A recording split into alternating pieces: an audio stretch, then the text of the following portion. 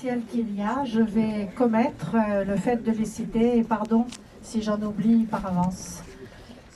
Monsieur le sous-préfet, secrétaire général de la préfecture, cher Frédéric Poiseau, représentant le préfet de l'Hérault, Hugues Moutou. Monsieur le sous-préfet Raymond Guillaume, délégué au bassin de Thau. Monsieur le ministre conseiller, directeur de la diplomatie publique, représentant l'ambassade d'Israël en France. Messieurs les sénateurs Jean-Pierre Grand et Hussein Bourgi, Monsieur le conseiller régional Sébastien Denaja, représentant Carole Delga, la présidente de la région, qui nous accueille sur ce port régional aujourd'hui, Monsieur le maire, président de cette aglopole Méditerranée, cher François Comène, Monsieur Jean-François Audrin, maire de Saint-Georges-d'Orques, vice-président de Montpellier Méditerranée Métropole, représentant le maire de Montpellier, président de la métropole, Michael Delafosse. Il est empêché par un conseil municipal qui a dû être avancé d'un jour en raison de la grève de mardi. Et vraiment, il nous assure, il est avec nous par la pensée. Il est vraiment désolé de ne pas partager ce grand moment avec nous.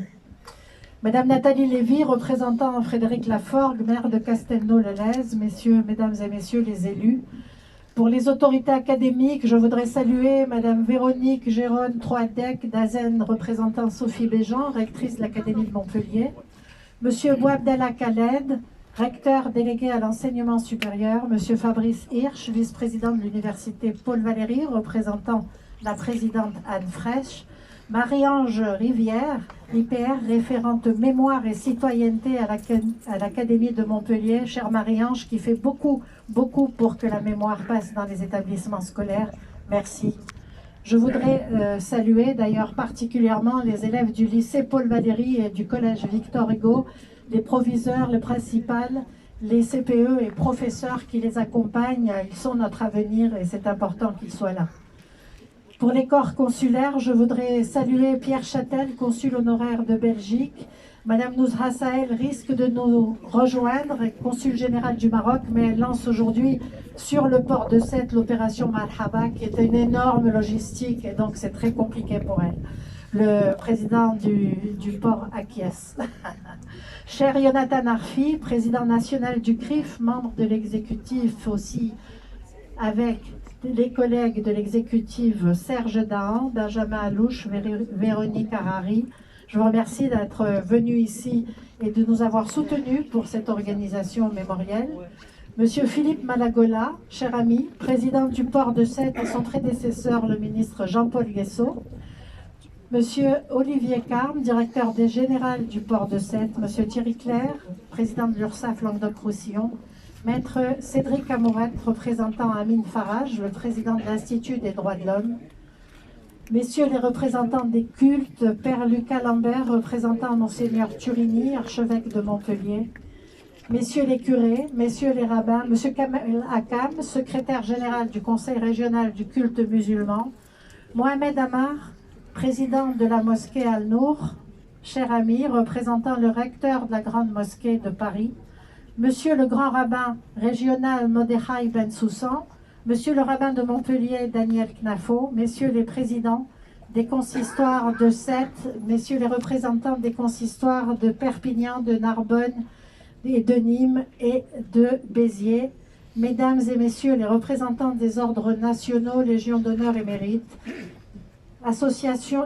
Mesdames et Messieurs du monde associatif, du monde combattant et résistant, Messieurs les porte-drapeaux, Mesdames et Messieurs les présidents d'associations, Facero, CJLM, Keilat Kedem, Viso, Bnei-Brit, Matrice d'Auto, IMDH, Étoile Solidaire, et j'en oublie certainement, pardonnez-moi.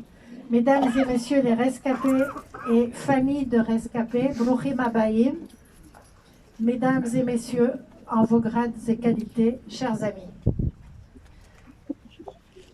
Il m'a été confié par le maire de Sète le privilège d'animer cette cérémonie, donc j'ai peur que vous m'entendiez un petit peu, mais c'est pas grave. Et donc j'ai l'honneur d'animer cette cérémonie qui marque l'inauguration des voies Exodus et Commissaire Le Boutet sur le mall Saint-Louis de Sète. Je voudrais remercier la région qui a permis que soit inscrite dans la pierre cette épopée, exactement là où est parti le navire, sur ce port géré par la région. Je voudrais remercier chaleureusement Monsieur le maire et son conseil municipal, François Comène, cher ami, pour la confiance que vous avez fait au CRIF pour la mise en œuvre de cette cérémonie. Et merci à toute votre équipe qui a été d'une performance remarquable. Je voudrais vraiment les saluer ici. Inscrire dans la pierre cet épisode glorieux de Sète était important pour pérenniser. Inaugurer des voies, bien sûr. Les rescapés ont vécu cela, ils vont nous en parler tout à l'heure.